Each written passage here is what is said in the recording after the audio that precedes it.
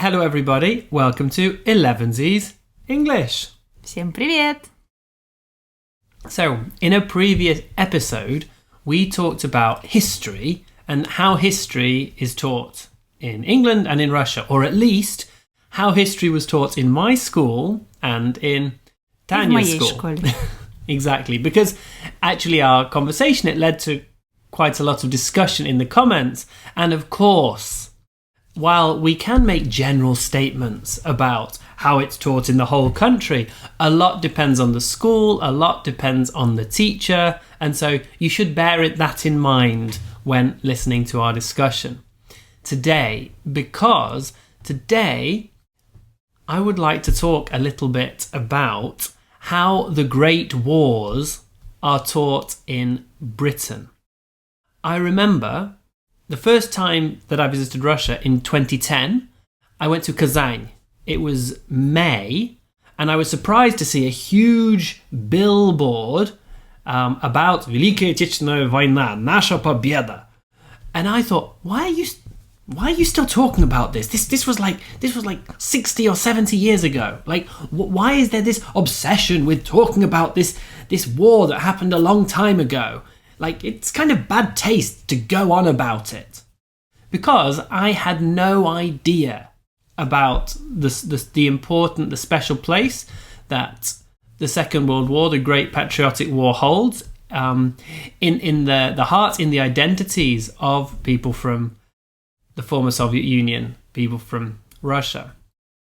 Now I understand much better.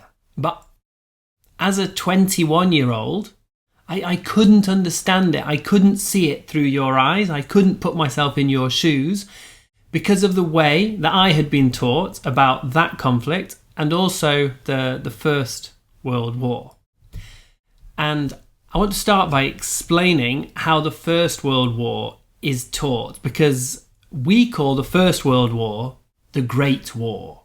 So for us, the First World War plays a bigger role, or has a more important place in the national psyche than the Second World War. And that's because there were more casualties. We lost nearly 900,000 soldiers in the First World War. We lost 400,000 in the Second World War. So the numbers were greater, the impact on society was greater. Tanya, have you ever been to a Remembrance Day service in the UK?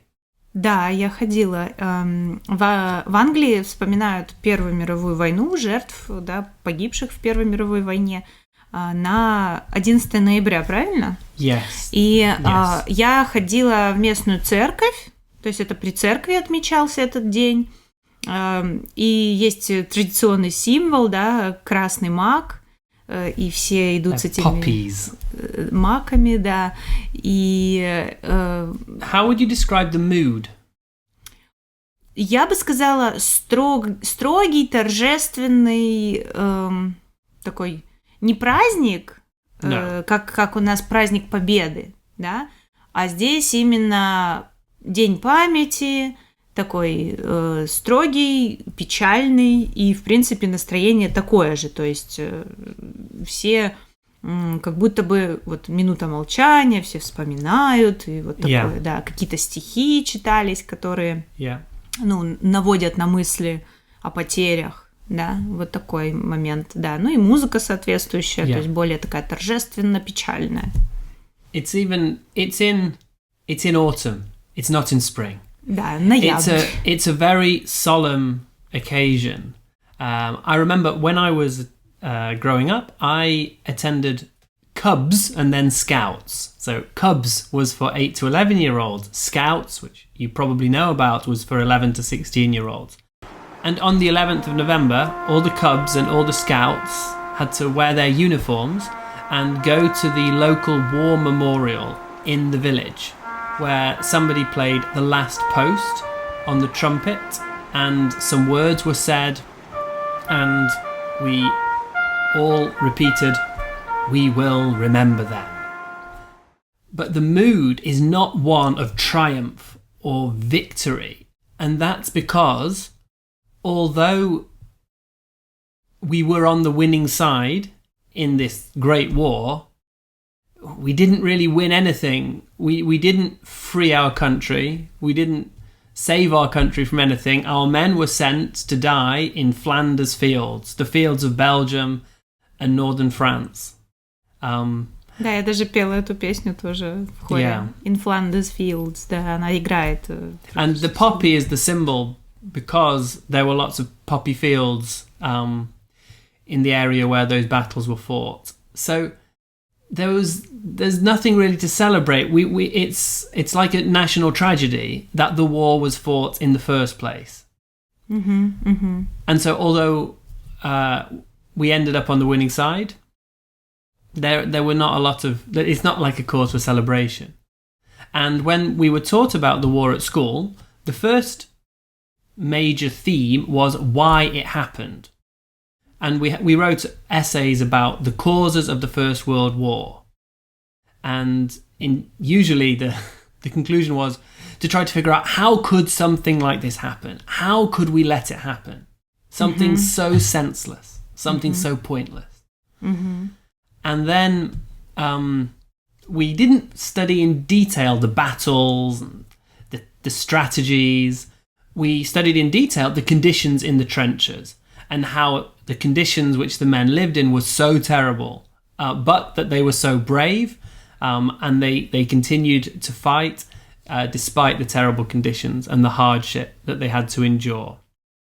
So the focus was always on why it happened and how terrible it was and what a tragedy it was. So there was no element of celebration.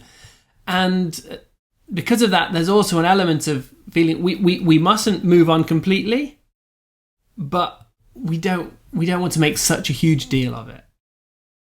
Now, Tanya, how was the First World War taught at your school? What did you learn about the First World War? Because I think Britain lost 800,000 soldiers, but I think the Russian Empire lost 1.5 million. So it was more costly.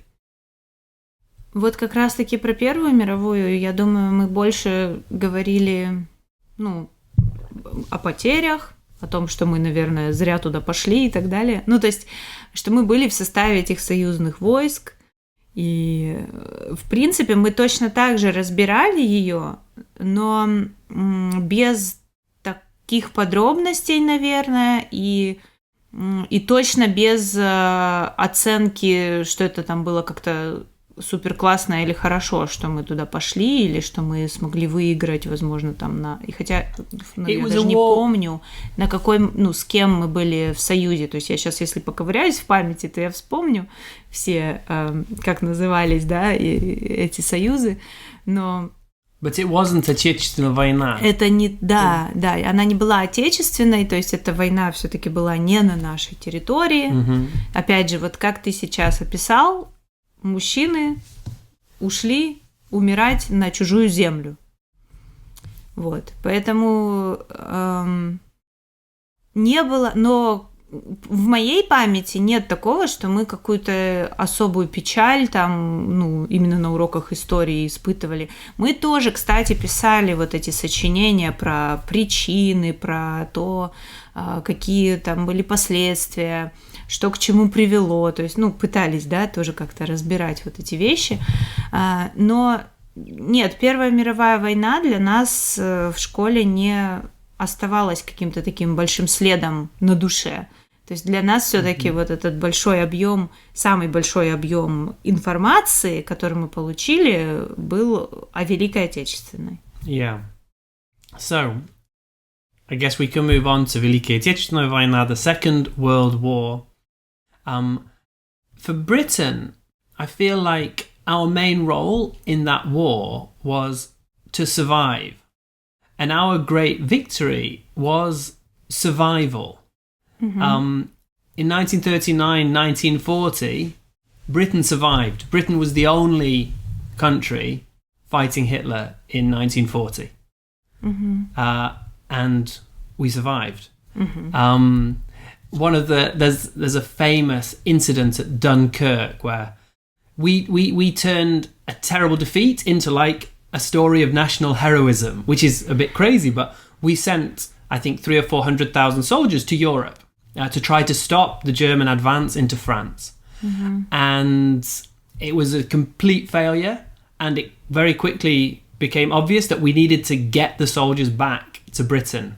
And all the soldiers congregated, they came together at Dunkirk, and thousands of small boats, like little fishing boats, yachts, pleasure boats, they all sailed across the channel with, you know, the aeroplanes dropping bombs on them, and they picked up as many soldiers as they could. And you could say that we snatched a victory from the jaws of defeat. Actually, it was a defeat, but the men were not captured. Many of the lives were saved. So that's one of the things that it's an interesting thing about the British psyche, that for us, the fact that we escaped from a terrible situation, that's something to be very proud of. And we love the underdog in Britain. It's interesting because we had the biggest empire in the world, and yet at the heart of our national psyche is a love of the underdog. Do you know what the underdog is? Ну, проигравший, лузер. No, not the loser. Not exactly.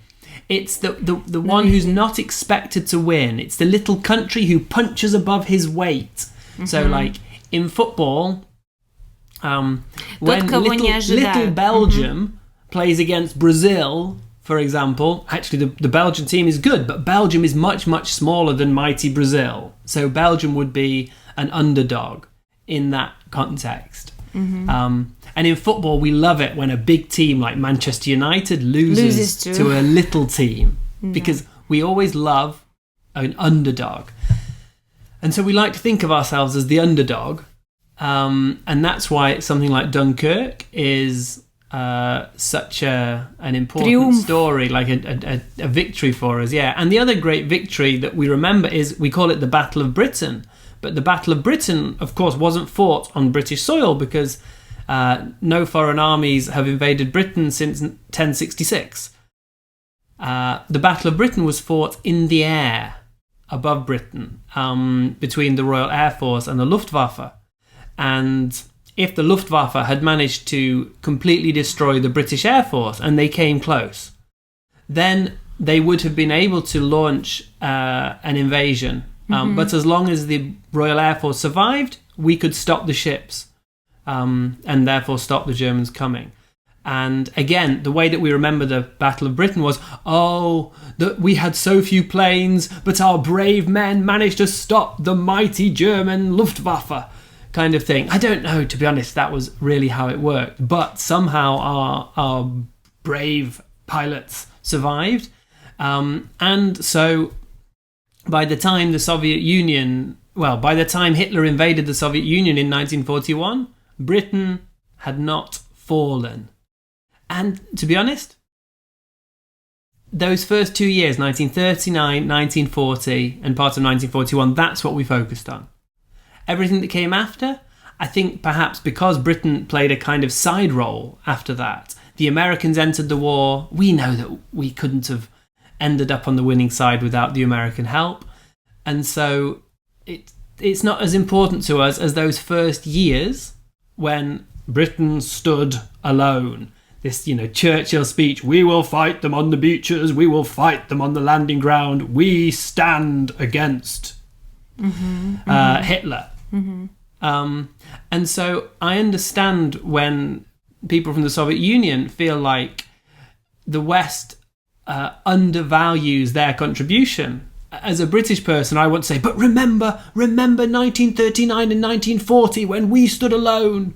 And of course, it was nothing like the Siege of Leningrad, but we had the Blitz in London. That's another thing that we studied in great detail. When bombing raids were conducted every night by the Luftwaffe. And in a period of 6 months, 40,000 civilians were killed. Which for Britain, for Britain in any time, wartime, that's a huge number. I know it's not a huge number for other countries, but for us it's a huge number. And the kids were evacuated from the city. So like my grandmother was evacuated out of London because it was too dangerous to be in London because of the bombs being dropped. So that's what we tend to focus on. We focus on the early years when Britain stood alone. And then after that, we know, and then the Americans came and they got involved, and then something was going on in the East, and then we won the war. Hooray. Ну да, вот это вот something in the East, это вот наши 5 лет борьбы на своей территории, выживания. И у нас тоже есть вот эти, да, истории Брестской крепости, которая самая первая, да, стояла, просто там 3 землекопа, можно сказать, спасали много дней от продвижения фашистов. И, ну, то есть понятно, что вот тот, кто, вот насколько страна пострадала, вот то она как бы и будет помнить, и то она и будет передавать, наверное, из поколения в поколение. То есть логично, что то, что было на вашей территории, то и рассказывается больше, потому что у тебя есть родная бабушка, которую эвакуировали из Лондона из-под бомб, да, то есть ты понимаешь теперь вот эту связь, откуда у нас настолько трепетное отношение к этой войне, да потому что в каждой семье были бабушка, дедушка, у кого-то это вообще родители, у кого-то это, ну, уже теперь новое поколение, там, прабабушки и так далее. Кто-то уже их не знает, естественно, да, но я выросла с этими людьми, так же, как поколение до меня, да, и еще одно поколение до меня. Люди, которые не только испытали страх войны, но и еще вот эту горькую тяжесть восстановления страны, этой жизни, которую нужно было. То есть мы, у меня даже мурашки, если мы помним и благодарим, то хотя бы за то, что они нам оставили наследие. Именно те люди, то поколение войны. И я не буду сейчас, наверное, да, там вдаваться в подробности того, какие битвы мы проходили и так далее. Просто мы сейчас понимаем вот эту связь. Почему для кого-то важен вот этот период, да, и они рассказывают про него, а для кого-то другой период, и они рассказывают про него. И понятно, что вам в британской школе вряд ли будут рассказывать про пострадавших советских людей. И миллионы людей, которые, да, погибли, защищая всю Европу от фашистов. Потому что Гитлер все свое внимание направил туда, куда он направил. I think it's even connected as well to the people who came. So, obviously the Holocaust is another huge event from that time. A lot of Jews came to Britain. Да. И они, конечно, будут рассказывать всем. They were very всем. Intelligent people. Да. They became university professors. They started working in the media. And so when we think about the Second World War, we think a lot about the Holocaust and the 6 million Jews who were awfully killed. Да. But we don't think about the 20 million Soviet citizens who were killed. Да. And one reason for that, I think, is that we didn't have a huge wave of people migrating from the Soviet Union and telling us that we need to remember this event. Да. То есть я думаю, что в тех странах, где после войны и после Советского Союза, ну или во время Советского Союза перемещались каким-то образом вот люди. But they didn't. That's the whole point. The Soviet Union, you couldn't leave. Да, то есть наших сограждан, моих, да, и граждан Советского Союза было, безумно мало на тот момент в мире, чтобы всем рассказывать и как-то продвигать вот эту свою идею, что, ребят, посмотрите, мы спасли мир от фашизма на самом-то деле. То есть они пришли к нам, они хотели уничтожить нас, они хотели сделать нашу страну придатком для Великой Германии. That's another thing that we know that the Germans, the Nazis, they really wanted to clear the whole territory of Slavs. Да. And that's what you knew you were fighting against. Whereas Britain, we still felt like we were fighting for somebody else. In the First World War, we were fighting to save France. In the Second World War, we were fighting to save Hitler. Europe. But because Своя we рубаха. have this feeling nobody can invade Britain. And the idea of actually fighting to defend your land, that's kind of alien to us. Тут не только еще землю, а людей. Нас хотели уничтожить. Наших предков, наших бабушек и дедушек хотели уничтожить, и мы бы не родились на этот свет, если бы они тогда не выстояли ту войну. Нас хотели стереть, они хотели оставить обслуживающий персонал из славян или жителей Советского Союза, и все. То есть, если бы это та борьба, которую мы, получается, не можем пропускать, да, когда вспоминаем нашу историю, борьба, по сути, за нашу жизнь. And even this, the living memory that's passed on, because I remember talking to your grandmother who was from Smilyanskaya Oblast, and so the Germans came and they took her village, and also terrible things happened. She had dementia by the time I knew her, so she didn't have a lot of memories, but one of the only things she talked about was the war. And she lived through something like that. She saw her village burned. We don't know all the details of what happened. Whereas my grandmother, well, she was evacuated and she spent 2 years living in a nice country village. It's obviously not on the same. It's obviously not on the same level. Now, in some British families lost lost